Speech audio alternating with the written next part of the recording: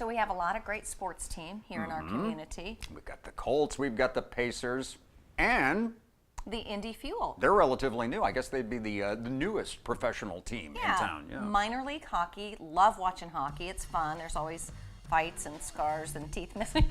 But I enjoy it a lot. Minor league hockey, major league fun in this report from Glenville.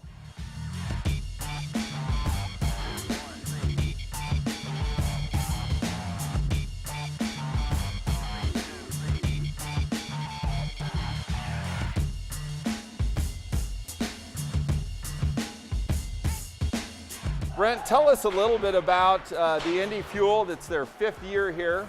A lot of us knew the Indy Ice, and some of us this old knew the Indy Racers.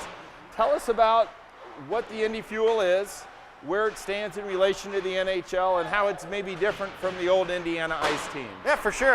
The Indy Fuel, we play in the ECHL, so that's AA hockey. So our guys, as you see out there, are basically 2 steps away from the NHL. So it's, if you use the baseball system, we're basically a AA team.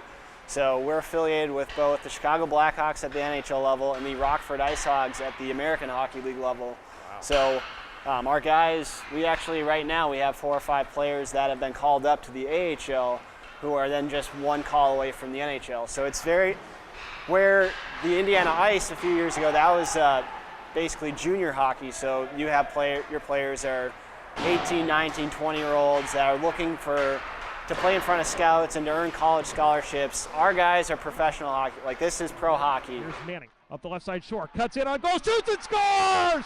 The Fuel win! Quentin Shore with 13 seconds to go in overtime.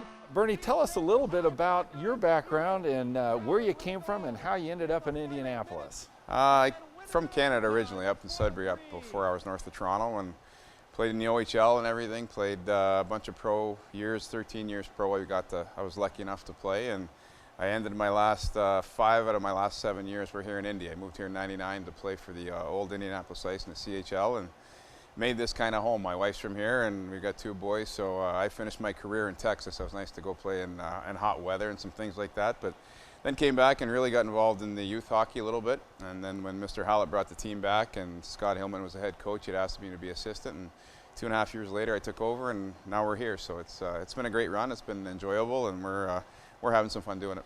And what's the responsibilities of being a head coach, and what's that like? Is this your first stint as a head coach at this level?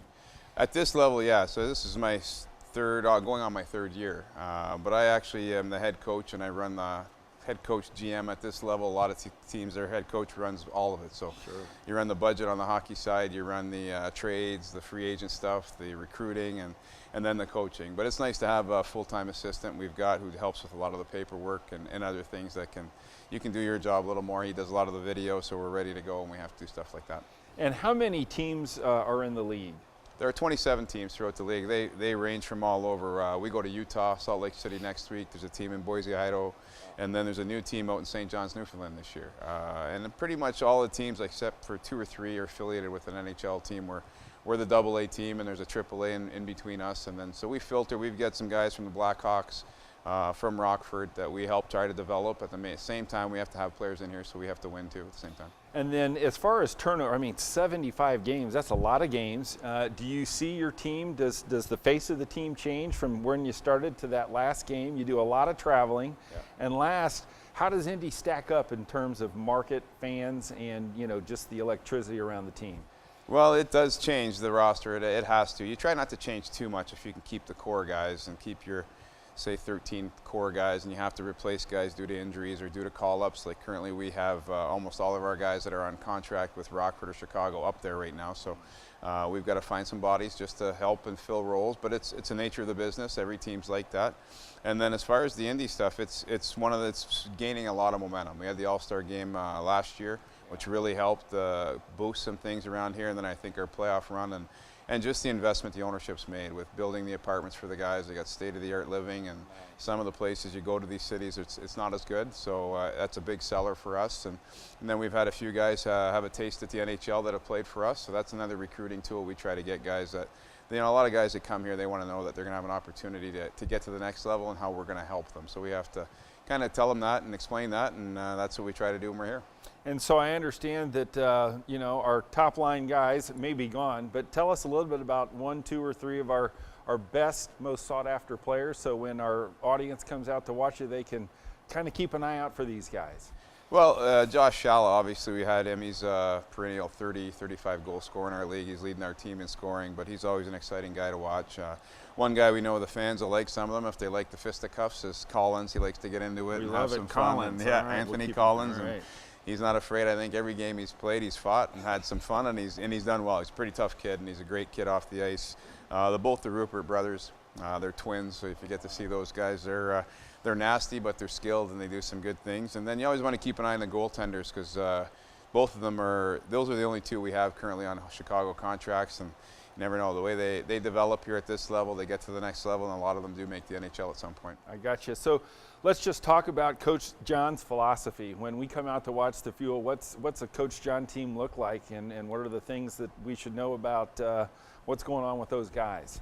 Well, we're trying to, you know, go with the new game. It's a speed game. We try to make sure our guys play fast hockey, get up the ice, and you know, all the guys hate defending, so we try to make sure we work on our defensive zone, but let's get out of there as quickly and let's go have fun in the offensive zone. So we want to be a good puck managing team. We've showed it at times. There's times where we've laid an egg, and obviously that happens, but for the most part we've done those kinds of things. But we want to be a fast hockey team. We want to be able to score some goals, make it exciting for our fans, have some fights, and have our goalies have a big save here and there. And we're kind of averaging, I think, in and around the 4-goal mark a game, which is good at our level. So we want to continue that and go from there, so we get those fans out of their seats and cheering every night. I love it. Well, Bernie, I can tell the Indy Fuel is in great hands. We appreciate, as your fan base, you putting out such a wonderful product, and we'll look forward to the next 3 or 4 months, and hopefully we'll see you at the playoffs. That's for sure. We appreciate all your time too. Thank you. All right, very good. This is Glenn Bill for Boomer TV.